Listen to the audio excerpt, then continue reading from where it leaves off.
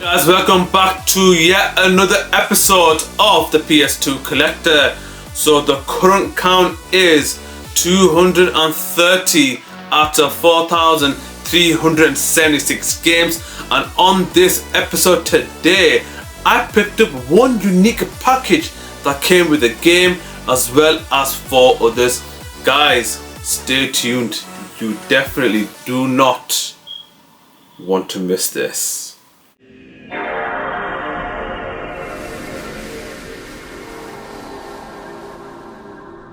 Guys, so let's start off with game number 231. Now I've got this game sealed in a package, and that is Real Play Golf. So this game comes with a USB stick which allows you to play the game portably, as well as the golf putter and controller.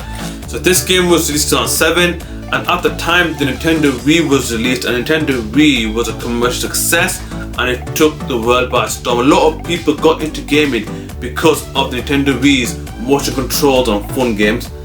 Sony unfortunately tried to enter that market, and it was a good effort. You got to understand, the PS2 was released in 2000, Nintendo Wii was released in 2007. So there's a huge generational gap and a huge, advance in technology, especially on the Wii.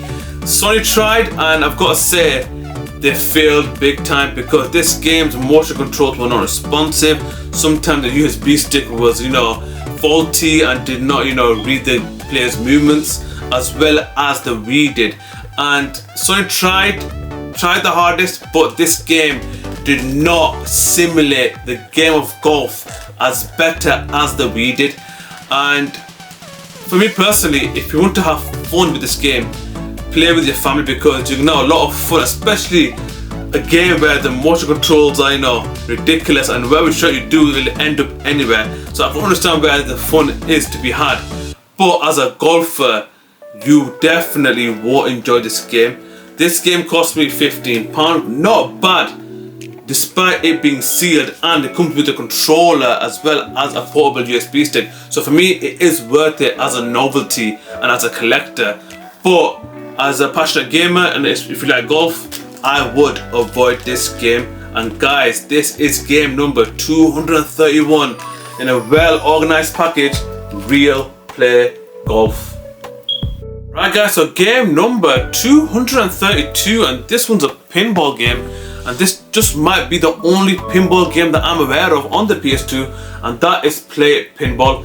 When I see the developer Play It, that's one of the worst developers when it comes to PS2 games.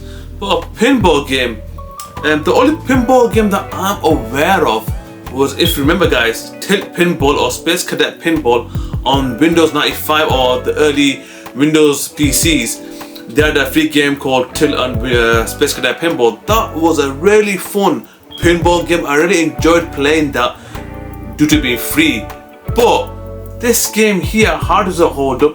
Well, it's based in the 1950s and 60s, so arguably that was a golden time when it came to pinball. As you gotta see, in today's age, the youngsters of this generation don't play pinball as they did back then.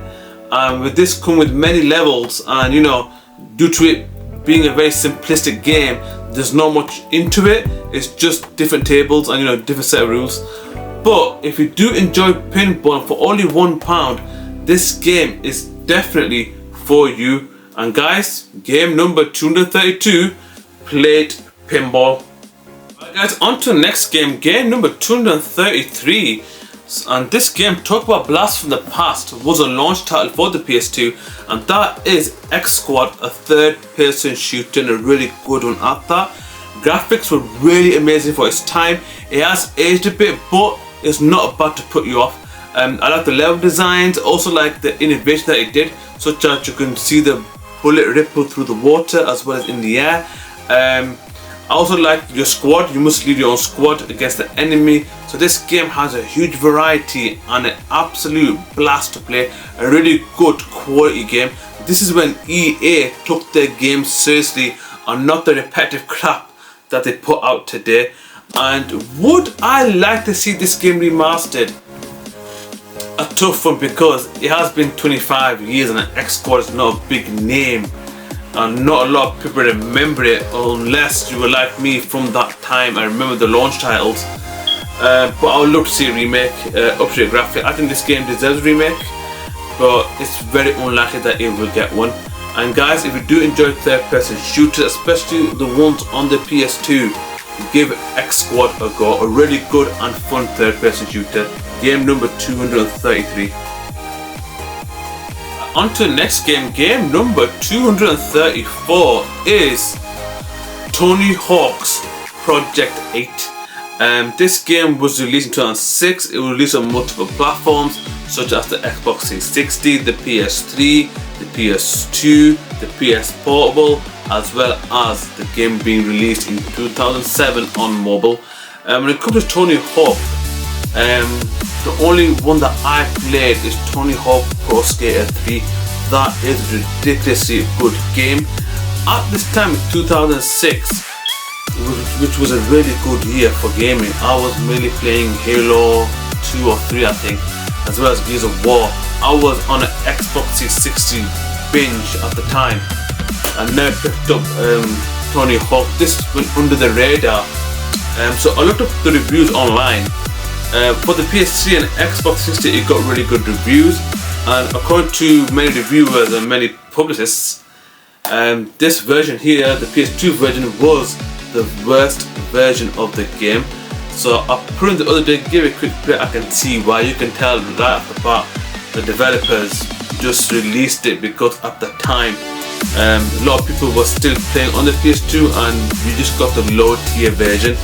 And it is a disappointment because with Tony Hawk Pro Skater, it has a huge reputation, especially on the PS2. And for them to release a half-made or half-released game and put all the efforts on the PS3, which is completely, sensible, but it let a lot of fans down. And for many fans, this is one of the worst skating games on the PS2. And a lot of people, which I recommend, went to play the PS3 version, which is the full game at its best.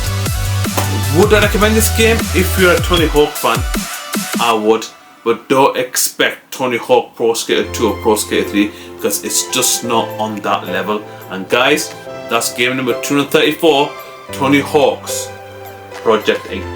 Guys, on to the final game of this video, game number 235, and in my opinion this game is underappreciated, undervalued, and for me it deserves its flowers, and that is Gun for the PS2.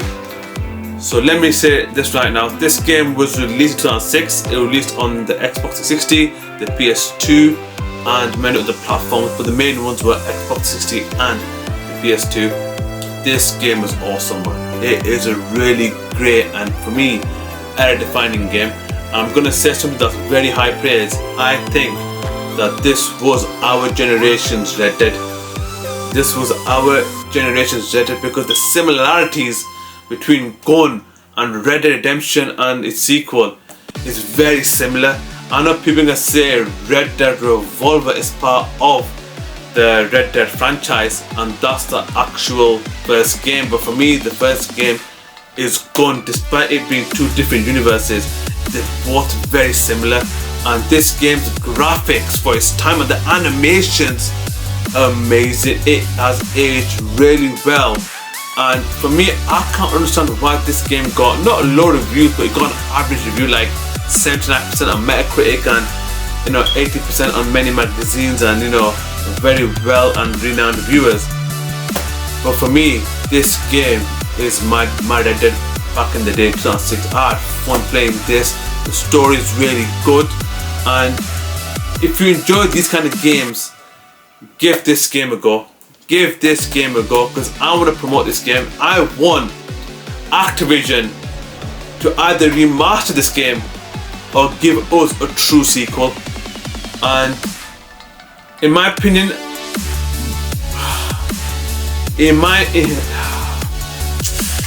I'm losing my words here. In my opinion, it's unfortunately not going to get the sequel that we deserve and this game deserves, and there's nothing else to say. But if you do enjoy Red Dead and games like that, this masterpiece is the game for you for only £4.